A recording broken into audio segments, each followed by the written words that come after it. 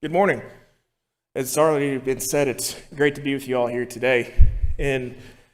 as we begin to reflect upon the Lord's Supper, I'd like to share some thoughts and things that I know I've personally been thinking about in my own life. And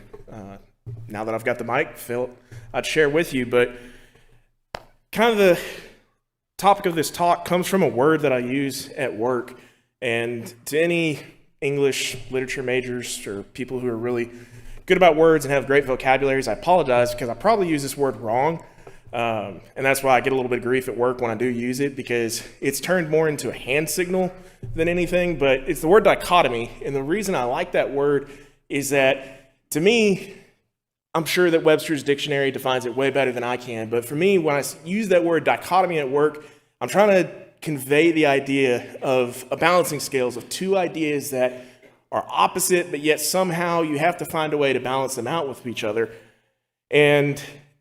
when I think about that and I start thinking about the Bible and different messages that we see, I think we see a dichotomy kind of created in 1 Corinthians that Paul lays out in regards to talking about the cross, that he says in 1 Corinthians 1, he talks about that the cross to those who are perishing is foolishness, but to those who are being saved, it's the power of God.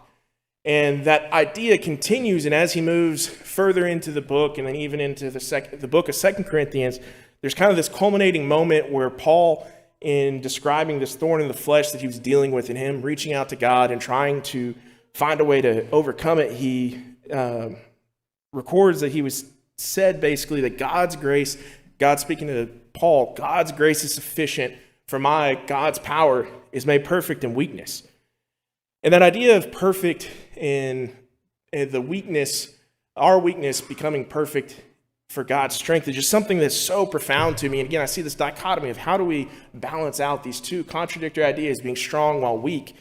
And I think as we've been studying through Moses, I actually see some parallelism in what this idea that Paul had come to acknowledge and he sees and he's trying to convey to us in different places within what we read in the New Testament. But within the story of Moses, as Michael had mentioned a few minutes ago about the calling that God, in speaking to Moses, is calling him to do this great task. And we see Moses coming back to God and basically giving him every reason why he shouldn't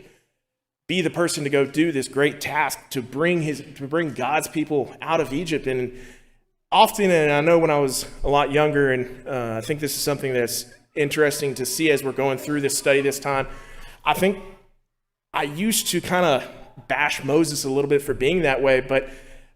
now as we've been reading through it, I think that there's such a beauty in the fact that that's the point that God was trying to make to Moses, that it had nothing to do with Moses himself, but it had everything to do with God, that it didn't matter how eloquent of speech Moses was or wasn't. It didn't matter if he thought the people were going to believe him or not. What mattered was that it was God's power that was going to bring the people out of Egypt, that it had everything to do with God and nothing to do with Moses. And this beautiful statement that we've been reading about in Exodus, that God tells him that when the people ask who has sent him, he's to say, I am that I am. This profound idea that God is telling him that my name is my character is forever, and that this is who God is, and that the book of Exodus, and I think Jordan and John have been doing a great job in showing us, is that it's about God and it's about his power. So as we have that in mind and we move towards back to this idea that Paul presents, that the idea that God's power is made perfect in our weakness, I again see this dichotomy as we come here and we reflect upon the Lord's Supper, as we're about to partake in this memorial feast, that on the one hand, I'm reminded of my weakness. I'm reminded of the fact that I am nothing in front of God. And I'm also reminded of the fact that it is my sin, my wretchedness, my rebellion, that is the reason that Jesus had to suffer upon that cross for us. And when we find ourselves in that weakest of most vulnerable spots in acknowledging the fact that we are nothing in front of God,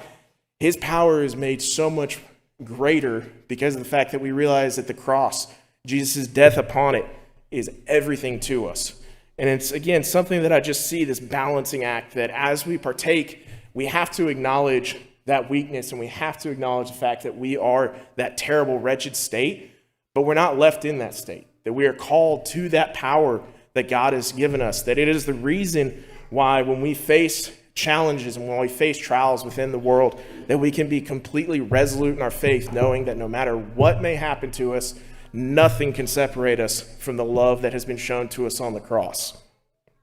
It's why there's different songs that I've been really appreciative that Steve has brought before us and taught us, because I think some of these newer songs, and even some of the older ones, do such a great idea of capturing that confidence that we can have in God, that we can put our faith in Him, that we will not be forsaken for having put that faith in Him. That think about the words to all to us that let the glory of your name be the passion of the church. Let the righteousness of God be a holy flame that burns. Let the saving love of Christ be the measure of our lives. We believe you're all to us. And so this morning as we partake, these are some of the things that I'm personally going to be reflecting on, because I know it's a message that I need to hear in my own life. That is something that in my weakness,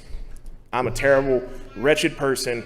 but yet at the same time, it is those exact same things are the reason that we can be confident and we have power in God, because we know that He loved us so much that He was willing to send His only Son to die for us. So as we partake, I hope that these thoughts might help you, and as well might be a rallying cry for us, that as we go through our week this week, that we can remember back to this moment and use this as something as a motivating factor for us, that no matter what may come, we can be confident knowing that God will not forsake us.